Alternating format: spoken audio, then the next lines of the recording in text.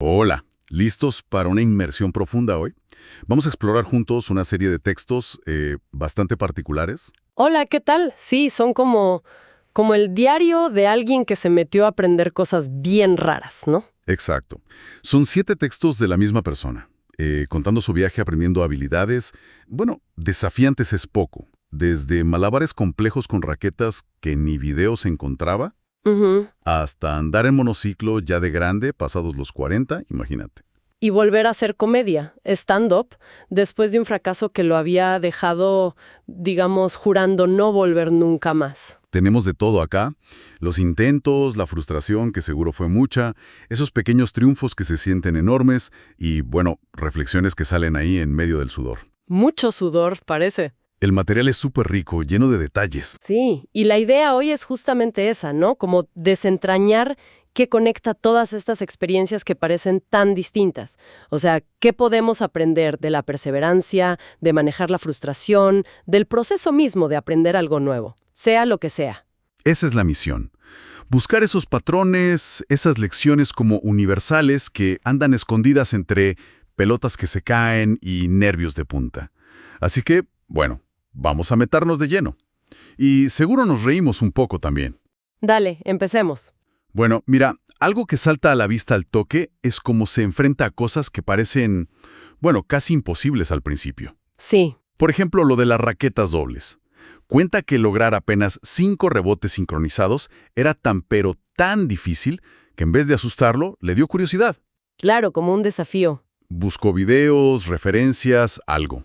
Y nada, cero. Era como inventarlo de cero. Y esa sensación de esto es imposible aparece un montón de veces.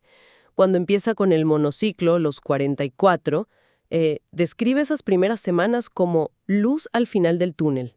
Ajá, Pero aclara que no es porque la viera, sino por la ausencia total, absoluta de progreso. O sea, cero avance visible, una oscuridad total en el túnel. qué fuerte. Qué manera de describir la frustración inicial. Sí, es muy gráfico. O cuando intenta hacer malabares sobre el monociclo. La comparación que hace. Dice que lograr 5 segundos era como desactivar una bomba, mientras jugás videojuegos al mismo tiempo. Sí, una vara altísima se puso. Totalmente. Y ni hablar de volver a la comedia después de ese fracaso tan feo años atrás, algo que había jurado no volver a hacer.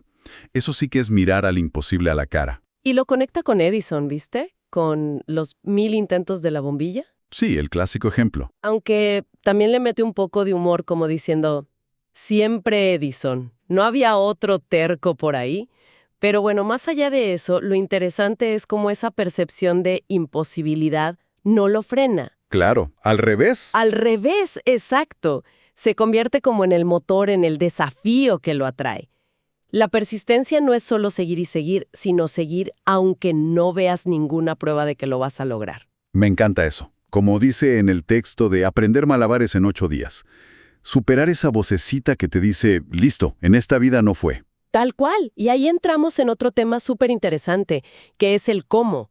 No es solo ser terco. No, claro, hay método. Hay un método casi científico, te diría. Con las raquetas, por ejemplo, no es que solo practicaba. No. Descompone el problema en 7 puntos específicos. 7. Es un montón. Un montón. Analiza la mano izquierda, la distancia horizontal, la altura vertical, corrige unos saltitos que hacía medio como un sapito, dice él. Jaja, tipo sapito. Sí, cómo recuperar las pelotas que se le iban, cómo empezar bien el saque, hasta la fatiga visual. O sea, un nivel de detalle. Impresionante. Es como hacerle ingeniería inversa a sus propios errores. Y eso se repite. Cuando aprende malabares sobre el monociclo, la lista de microvariables que analiza es increíble, casi cómica. A ver. La inclinación del piso, pero milimétrica, ¿eh? Ujú. La altura del sillín por centímetros. La ropa. No me digas que la ropa influía tanto. Bueno, llega a decir que se sacó el boxer porque le molestaba el pedalear. No te puedo creer. Jaja, lo del boxer es un clásico ya. Jaja, sí, pero es que ilustra perfecto esa búsqueda de cualquier cosita, ¿no? Cualquier mínima ventaja. El sudor en las pelotas, si estaban resbalosas o no, hasta la superstición del lugar exacto donde empezar en el piso. Es una disección total del proceso. Casi quirúrgica. Y no solo analiza, también como que estructura el aprendizaje. Habla de estabilizar el inicio, de buscar la verticalidad en los lanzamientos de las pelotas, de entender la causa-efecto entre manos y piernas, eso de la disociación. Claro, esa coordinación fina. O con el monociclo, que va documentando el avance por etapas. De 0 a 3 pedalazos, después lograr metros, después media cancha. Como hitos chiquitos. Exacto. Es aplicar eso que él mismo dice de los malabares básicos. Dividir la melodía en partes para aprenderla. Segmentar. Sí, Y también la idea clave de aprender de los errores, que la conecta con Edison y con un tal Tico que aprende malabares. No es fracasé 1000 veces, sino... sino aprendí 1000 maneras de cómo no hacerlo. Cada caída, cada pelota al suelo es información. Oro en polvo para ajustar. Uf. Pero claro, todo este análisis y repetición no debe ser fácil emocionalmente. No para nada. Los textos están llenos de esa montaña rusa. Habla mucho de la frustración, ¿no? De esa mente catastrófica que le dice, vas a tardar meses, siempre te saboteas. Sí, esa voz interna. Hasta se imagina contratando un recogepelotas, de tantas veces que se le caen. ¡Qué bueno! Y esa tolerancia a la frustración que menciona, ¿cómo cree que debería enseñarse? Practicando, no solo en teoría. Es un punto central. Totalmente. Y el miedo. El miedo también está muy presente, sobre todo con la comedia. El terror a repetir el fracaso, la tentación de huir del escenario. Sí, lo describe muy vívidamente. Se compara con Rocky antes de pelear con Drago. O sea, ese nivel de tensión. ¡Wow! Pero bueno, la montaña rusa también sube, ¿no? También cuenta la euforia de los pequeños logros. Ah, sí, eso es clave. Alzar los brazos como atleta olímpico cuando cruza la cancha en monociclo por primera vez, después de semanas cayéndose.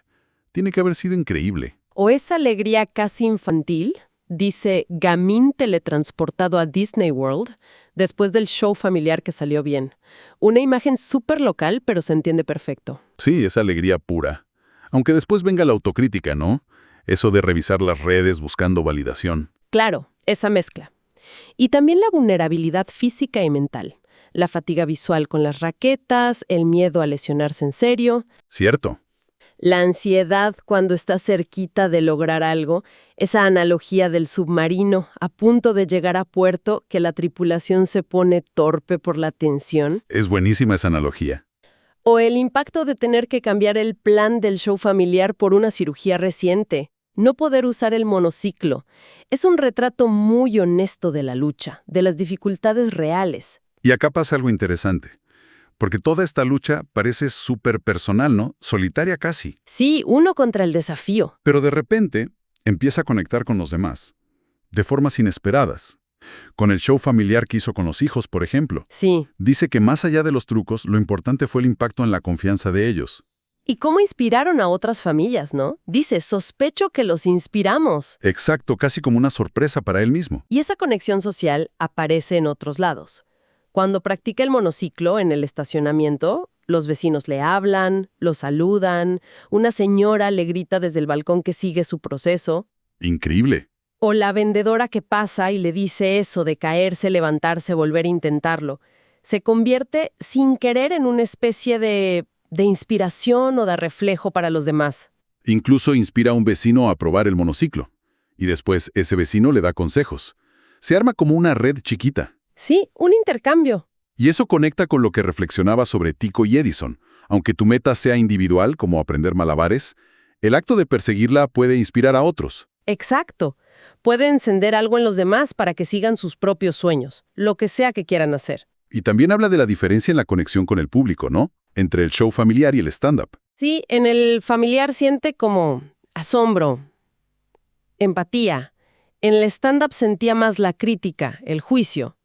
Pero incluso ahí, o en la comedia, reconoce que pararse frente a extraños crea una intimidad rara, una conversación telepática. La vulnerabilidad como puente, al final. Exactamente. La vulnerabilidad que tanto temía se vuelve la conexión. Y bueno, además de la práctica y las emociones, hay una búsqueda constante de significado, ¿no? De ir más allá. Sí, totalmente. Las raquetas dobles se vuelven una metáfora del orden y el caos. El show familiar le recuerda la frase de Million Dollar Baby. Tuvo su oportunidad. ¿Qué frase esa? Tremenda. Y las analogías que usa son geniales. Aprender monociclo es como tratar de recordar cómo aprendimos a caminar. Claro, un proceso que olvidamos. La crianza de los hijos comparada con torear, manejando los berrinches y conquistando al respetable. Muy bueno. Y la comedia la equipara a experiencias transformadoras fuertes, como tomar yagé o tirarse en paracaídas, o sea, le da una dimensión existencial casi. Me encanta la idea de convertir la vida en un laboratorio propio como sugiere que hace Isra García. Probar, documentar, aprender de uno mismo. Sí, O esa charla con la esposa. ¿Qué es extraordinario? Quizás despertar vivo cada día. Eso lo lleva a cuestionar si necesita el aplauso o si basta con ser en el escenario. y eso nos lleva a un punto final recurrente, el valor del proceso en sí mismo. La lucha, mostrar la vulnerabilidad. Más que el resultado perfecto. Exacto. Usa frases como desnudar la vulnerabilidad o sentir que las entrañas desfilan como trapos al sol con el monociclo. Hay una celebración de esa imperfección, del esfuerzo. El ejemplo del hijo Emiliano es perfecto. Se cae en el show, se levanta, sigue y recibe el aplauso más grande. Tal cual, no por el truco, sino por la resiliencia. Entonces, después de este recorrido por los 7 textos, ¿qué sacamos en claro? ¿Cuál es esa lección común? Bueno, parece que aprender algo difícil, sea lo que sea, comparte unos hilos conductores fuertes, ¿no? Sí, totalmente. Primero, esa persistencia casi obstinada frente a lo imposible. Pero, ojo, no es terquedad nomás. Claro, es inteligente. Es una persistencia inteligente, analítica, combinada con ese análisis súper detallado de descomponer, ajustar, aprender del error. Y la montaña rusa emocional. Saber manejar la frustración, el miedo, la duda, pero también usar la euforia de los pequeños logros para seguir. Fundamental. Y cómo ese viaje tan personal de repente conecta con otros, inspira, genera comunidad, sin buscarlo. Sí, eso es muy lindo. Y por último, la búsqueda de significado. Transformar la actividad en una metáfora, valorar el proceso, la lucha, la vulnerabilidad, tanto o más que el resultado final. Entonces, para quienes nos escuchen, quizás la idea no es salir corriendo a comprar un monociclo. Jaja, o quizás sí, quién sabe. ¿Quién sabe?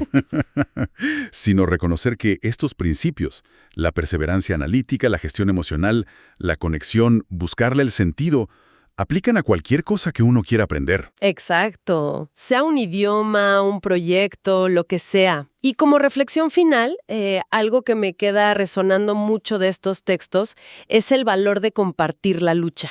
No solo el éxito. No solo el éxito, documentar y mostrar todo el proceso, con los tropiezos, las dudas. Quizá el verdadero invento, más allá de la habilidad en sí, es esa capacidad de transformar tu propia experiencia de aprendizaje en una historia. Una historia de la que aprendes vos mismo. Y de la que pueden aprender otros. Como armar una enciclopedia personal de la superación, pero que también sirva a los demás. Caída a caída. Aprendizaje a aprendizaje.